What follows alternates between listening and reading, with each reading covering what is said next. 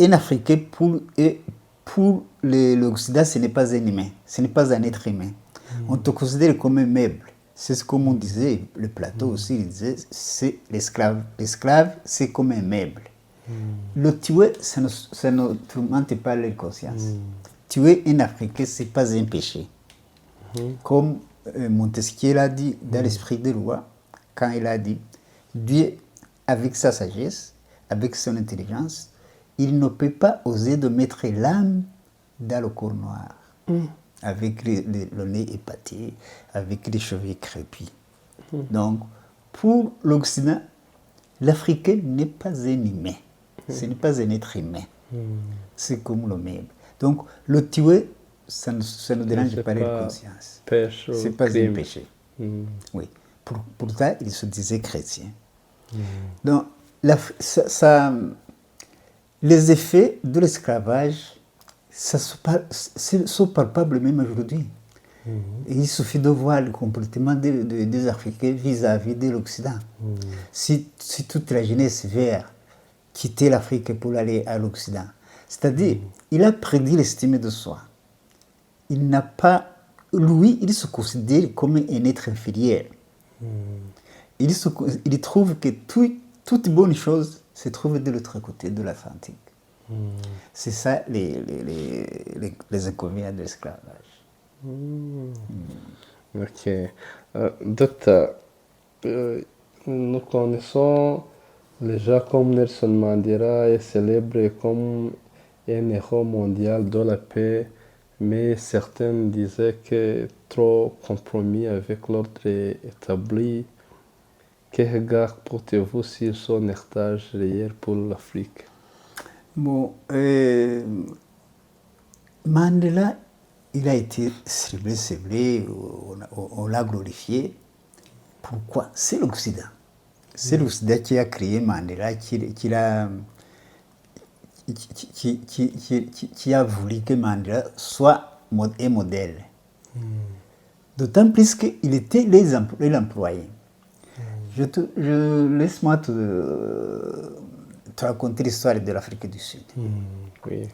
L'Afrique du Sud, quand les colonisateurs ont entré en Afrique du Sud, ils ont mené un combat. Ils se sont battus avec les Zoulous. Les Zoulous ont pu les infliger un échec. Ils ont tué 7 compagnies anglaises. Après, ils ont retourné, ils ont reculé, puis ils ont fait une coalition de telle façon que plus de 10 pays occidentaux sont venus tuer les Zoulous. Ils ont massacré les Zoulous.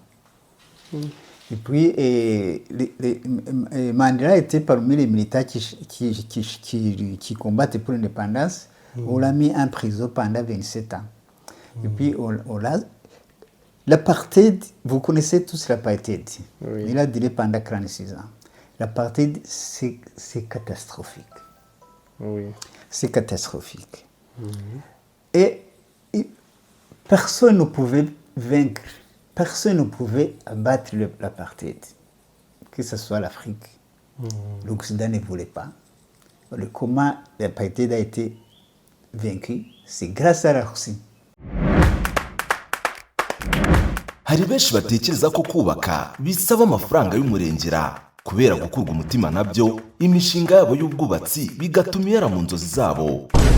Niba bavuga gutura neza byizewe kandi bihendutse, uzumve Prime Construction Group, sosiyete y'inzobere mu bwubatsi igufasha gutunganya umushinga wawe biguhendukiye mu buziranenge ntagereranwa. Aba kandi nibo bonyine bazagufasha kunoza igitekerezo cy'umushinga wawe bakagisura ikunogeye, guhera ku gutegura imbata z'amazu kugeza zigeze ku butaka. Muri Prime Construction Group dutanga inama ndetse n'urubuga kubifuza gushora imari mu mitungo itimukanwa real estate, mu gihe kandi wifuza kubaka ukaba udafite amikoro ahagije. Dutegura neza umushinga wawe tukanagufasha kubonera amikoro atuma ujya mu bikorwa. Mu gihe kandi ubona utakishimiye uko inzu yawe igaragara, tugutegurira design igezweho itandukanye n'iyari isanzweho, maze inzu yawe igaha agaciro ubutaka iteretseho. Akarusho kandi kubifuza gutura i Nyamata mu Bugesera, tubafitiye promosiyo aho tukubakira inzu tukaguha imfunguzo zayo yuzuye kuri miliyoni 45 gusa n'ikibanza kirimo. wifuza ko tugufasha dusanga aho dukorera i Remera hafi na BK Arena werekeza kuri REB cyangwa uduhamagare kuri 0785 59 80 46 cyangwa 0784 42 57. Prime Construction Group, igisubizo cy'imiturire mu Rwanda. Yes, bonjour, Dr. Russabagirisha. Bonjour. Yes, merci d'avoir accepté notre invitation. Merci à vous. C'est un réel honneur de vous recevoir aujourd'hui pour parler de notre passé, de notre présent et de notre avenir en tant qu'Africains. Docteur, quels sont selon vous les impacts les plus persistants du colonialisme dans les mentalités, les institutions et les politiques africaines aujourd'hui?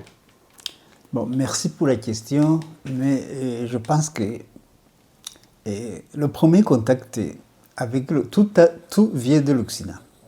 Le premier contact, le crime le plus terrible, c'est l'esclavagisme. Yes. Donc l'esclavagisme, c'est ce qui a commencé, qui a précédé la colonisation. Oui. Donc c'est le commerce honteux. Donc commerce des humains. C'est ça, la première blessure de l'Afrique, c'est l'esclavagisme.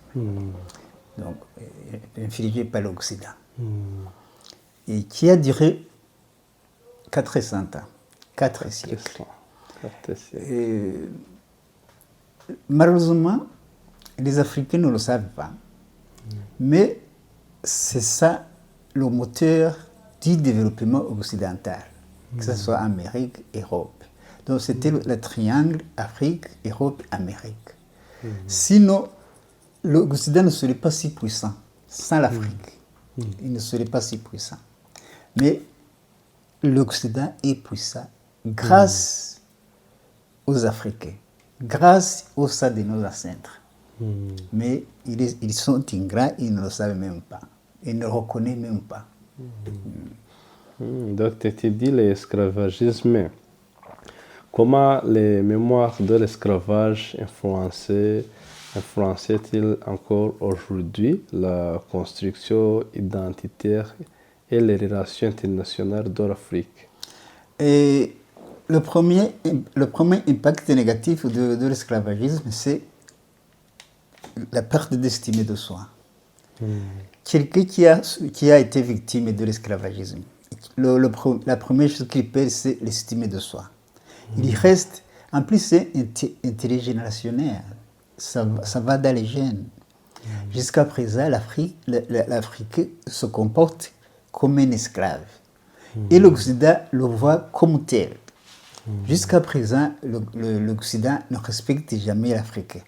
C'est l'esclave. En plus, pour soulager, pour dédouaner les consciences, un Africain, pour l'Occident, ce n'est pas un humain, ce n'est pas un être humain.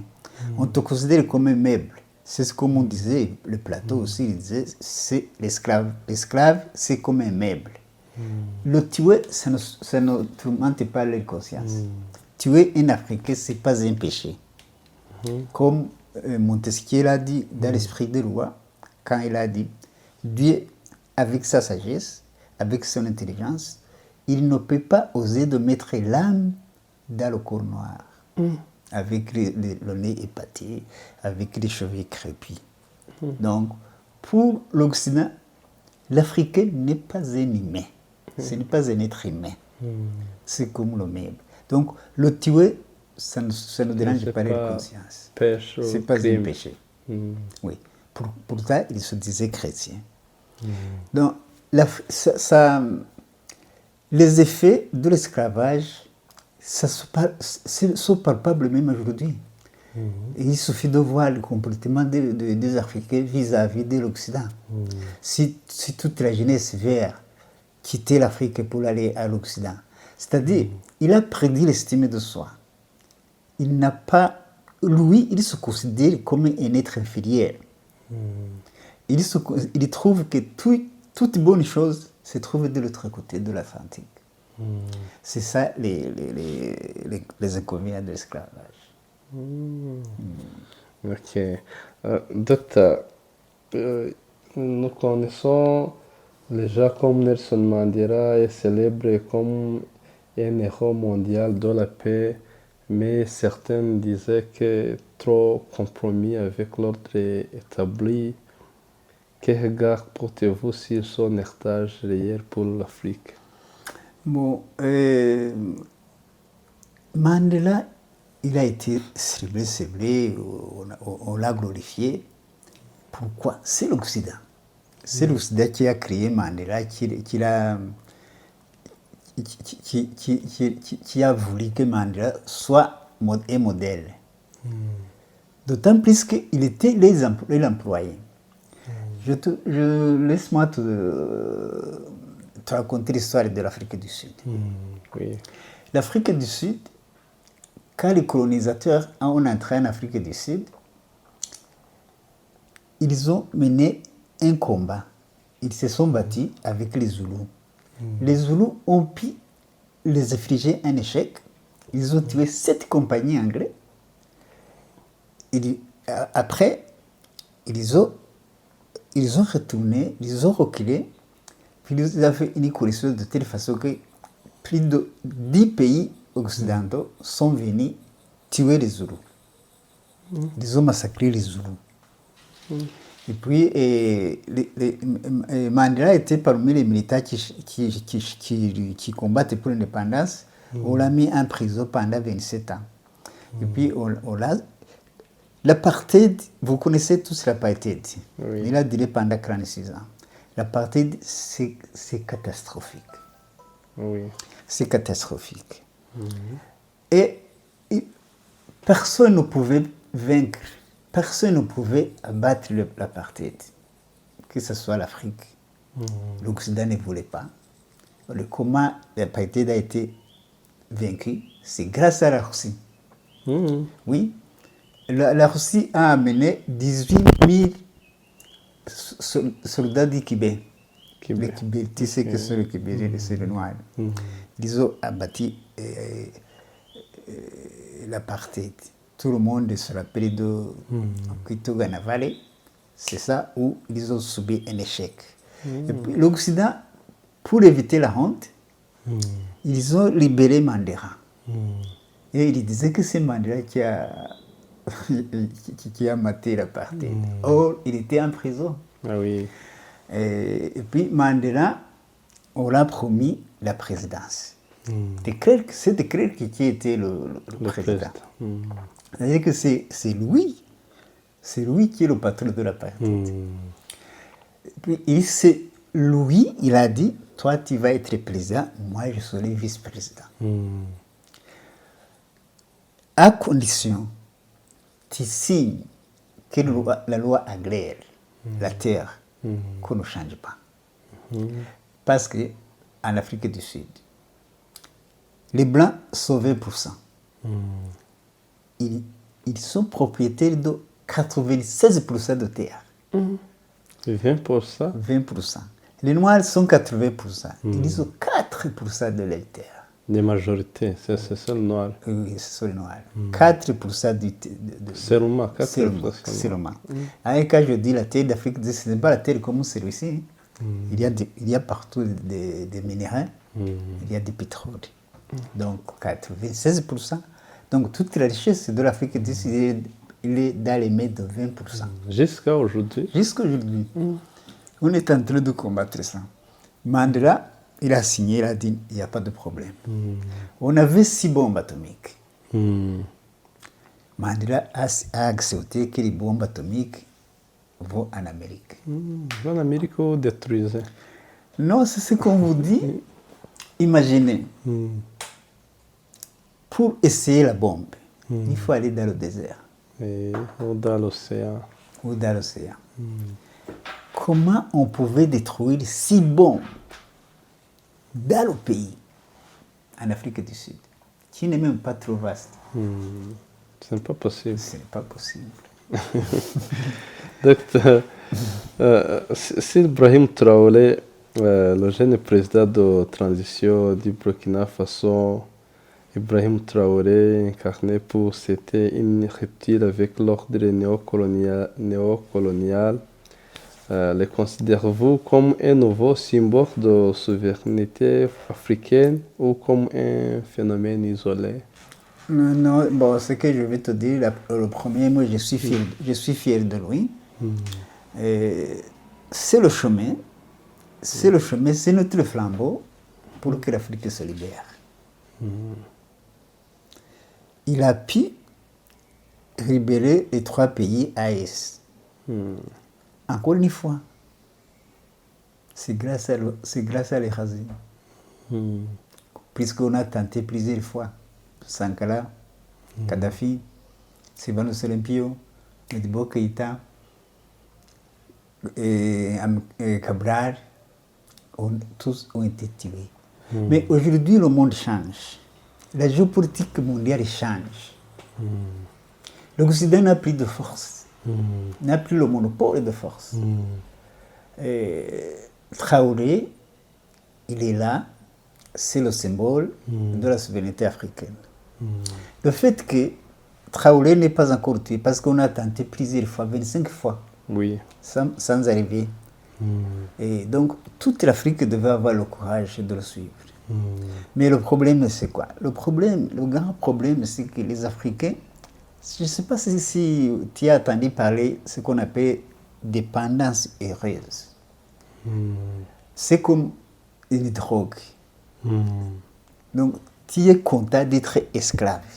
Tu ne veux même pas, tu ne veux même pas être libre. C'est ça la plupart des pays africains.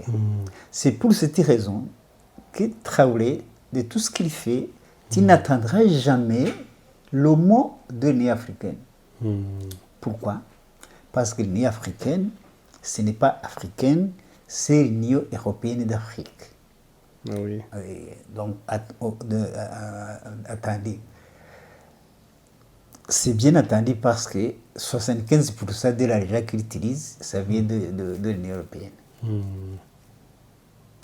Donc, l'Union africaine, c'est un bon esclave. Ils combattent les pays qui veulent la souveraineté africaine. Ils ne veulent pas que l'Afrique soit libre. Ah oui. Parce qu'ils auraient encouragé Traoré. La première réaction, pour confirmer ce que je dis, c'est que Traoré quitte. Maintenant, l'AES a quitté l'Union africaine. Ils ont quitté même l'ONU. C'était un très beau signe. Donc, l'Afrique peut être très libre. Oui. Il suffit de suivre le modèle de l'AES.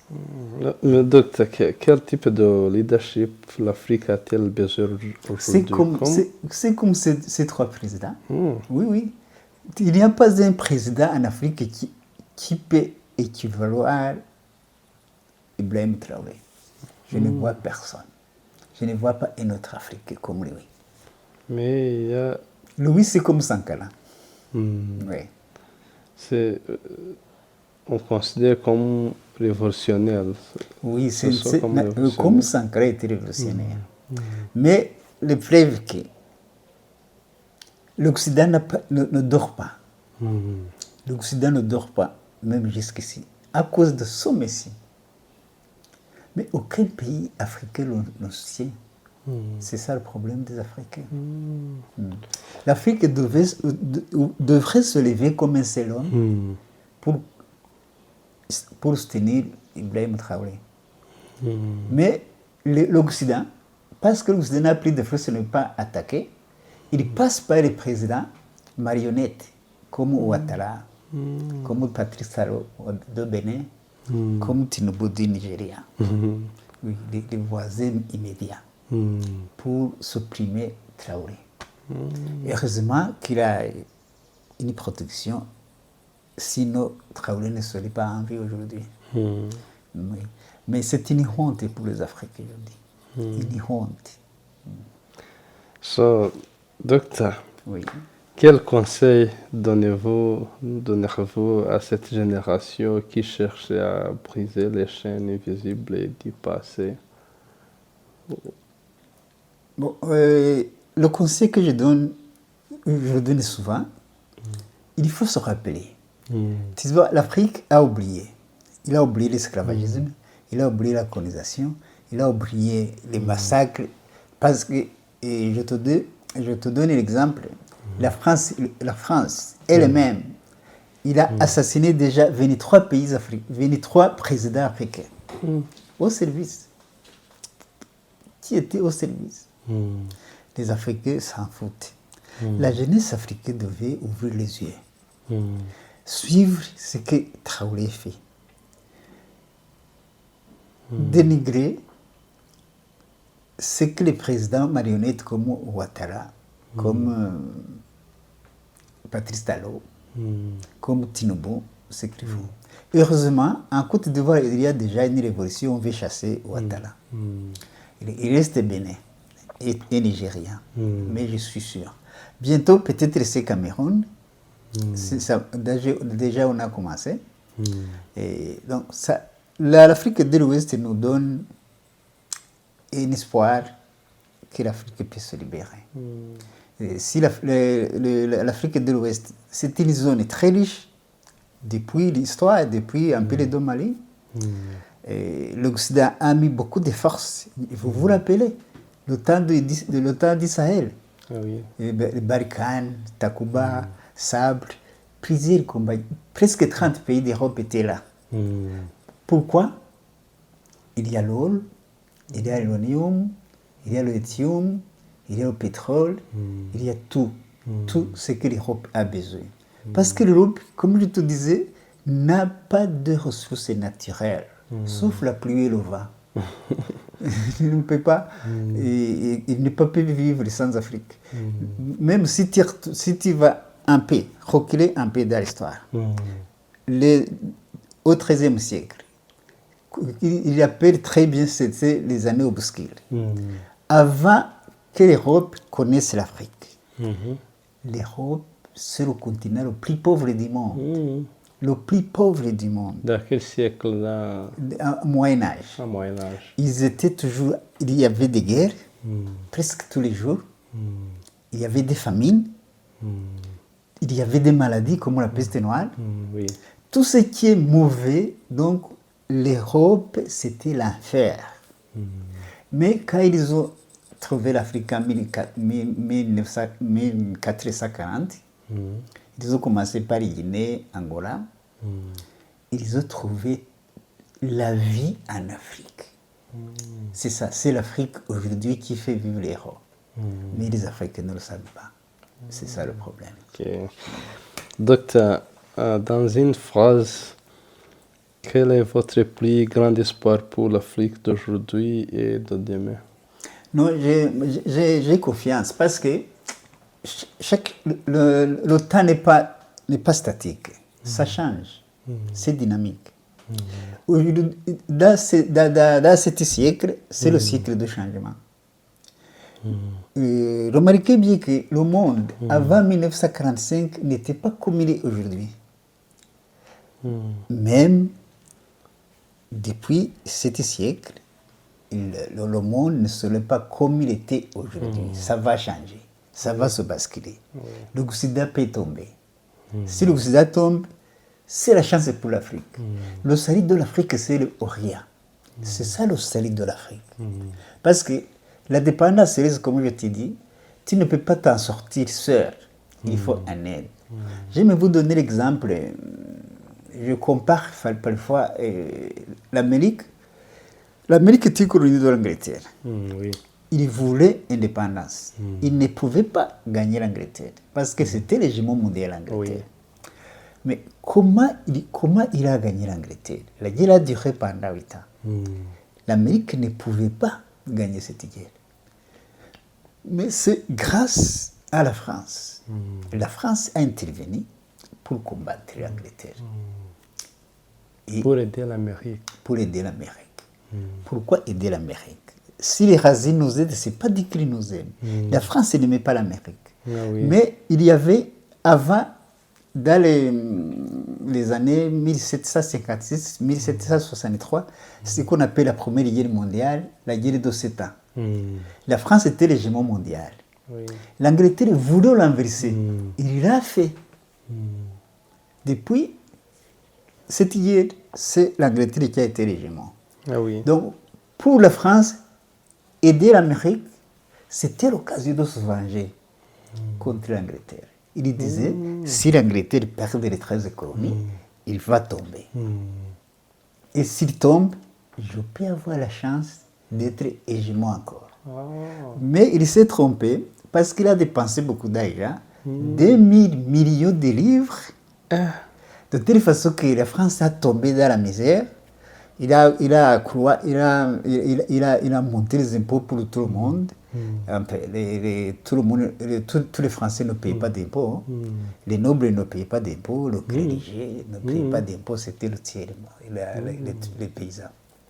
Comme ça, c'est l'origine de la Révolution française. C'est comme ça qu'il y a eu la Révolution. Ils ont tué, ils ont coupé la tête de Louis XVI et de sa femme. Donc la France tombe dans la misère parce qu'il a dépensé pour aider l'Amérique. Okay. So, docteur, merci beaucoup. Je vous en prie. Merci beaucoup à vous qui nous avez suivis. Merci également pour votre attention et restez connectés pour d'autres émissions. Merci, docteur. Merci aussi.